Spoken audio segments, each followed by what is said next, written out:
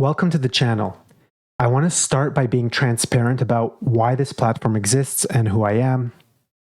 I am a dry fasting and chronic illness researcher specializing in health, nutrition, and the mechanisms of fasting. My work isn't based on theories from a textbook. I've worked with hundreds of patients. I work with a smaller number of them consistently, and I meet with them every week.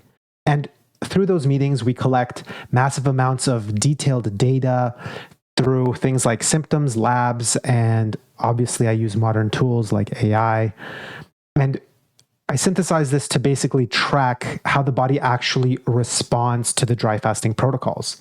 But even more than the data from my patients, my recommendations come from my own lived experiences.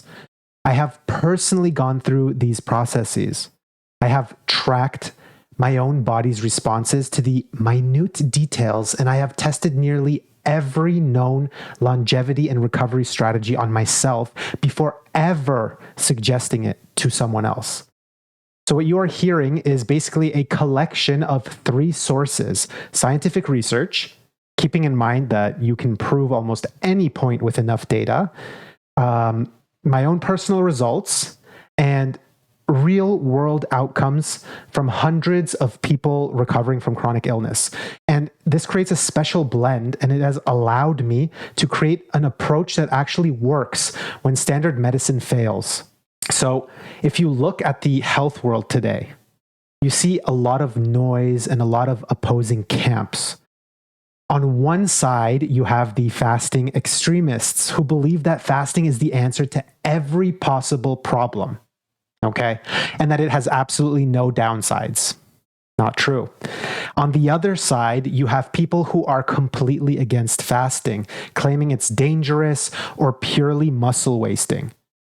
And then, of course, you have the dietary camps. You have the carnivore camp, insisting that only meat can restore your biology. And then the vegans arguing that only fruits and vegetables are the solution.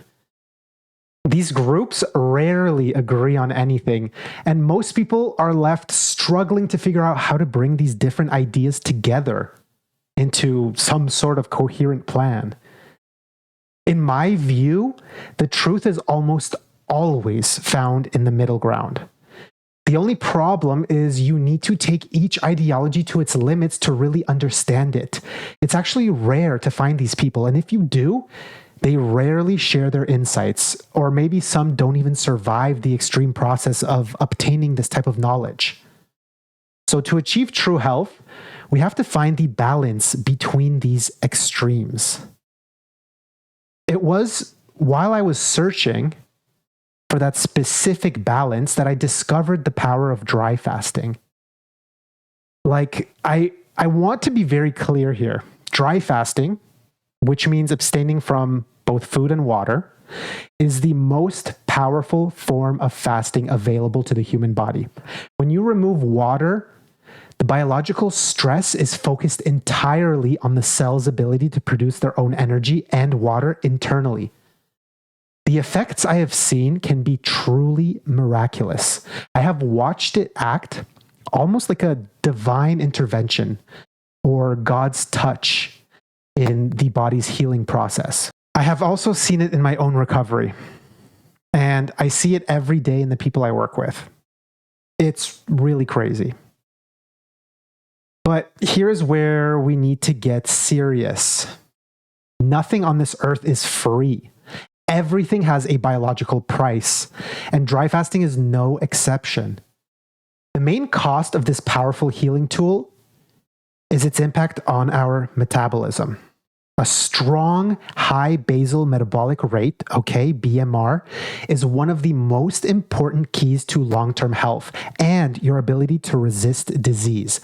When your body is severely broken, when you are dealing with chronic inflammation, persistent viral fragments, you might sometimes need this powerful reset that only dry fasting can provide. It's a search and destroy mission for your cells, but the moment that fast is over, your focus must shift entirely to rebuilding and restoring that metabolism. If you don't, you've just traded one problem for another. This is especially important for those of you who share my Polish ancestry, okay, aka people of European descent. We have a specific genetic history that we cannot ignore. Yes, everybody has a specific genetic history, but specifically here, we have to watch out. We have a specific gene that over thousands of years, our ancestors survived some of the harshest environments on the planet, okay? Dealing with things like repeated periods of extreme winter, mass starvation, and the individuals who survived those periods were the ones whose bodies could quickly slow down their metabolism to save energy when food was scarce. So if your ancestors kept a high metabolism during those times and a hot core temperature, think about it, when there was no food, they died faster.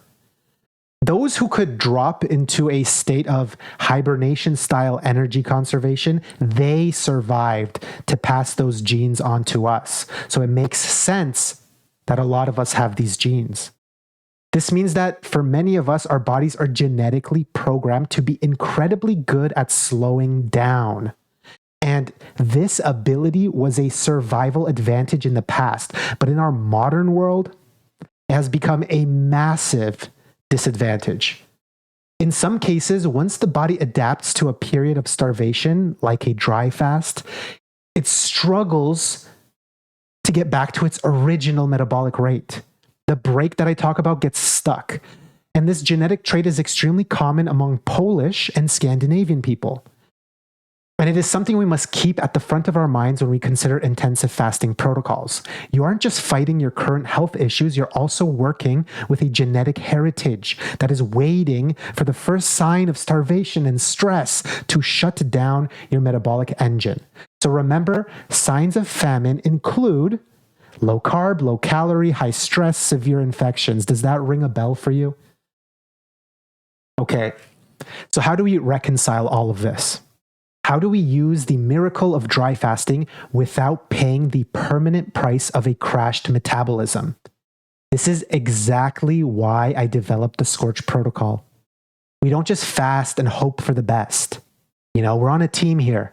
We use specific accelerants to bridge the metabolic gap that our genetics want to create. So this involves using T3 therapy to override that hibernation signal.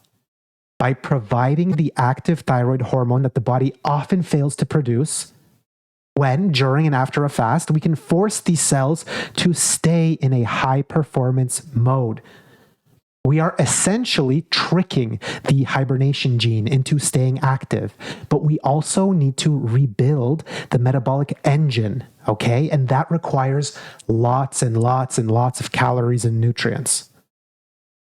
Okay, for the advanced people, because you might be looking at the Scorch Protocol, we also use growth hormone, HGH, to signal the body to rebuild. One of the biggest fears in fasting is muscle loss and the shrinking of the immune system's foundation, the thymus gland organ. Look into it. The older you get, the more your thymus disappears. You'll also notice that there's a correlation that the sicker you get, the more your thymus also disappears. By providing a growth signal, we ensure that the body focuses on clearing out the junk while protecting and aggressively rebuilding the healthy tissue. This turns a period of destruction into a period of total cellular reconstruction. So when you pair this with a precision refeed, using the exact balance of carbs and electrolytes needed to shut off that reverse T3 metabolic break that I always talk about, you stabilize your metabolism at a new, higher level.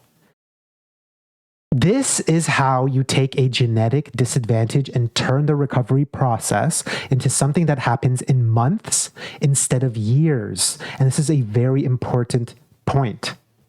So if you are struggling with chronic health issues and you feel like your metabolism is broken, don't just guess. The Scorch Protocol lays out the steps and allows you to navigate it in your own way.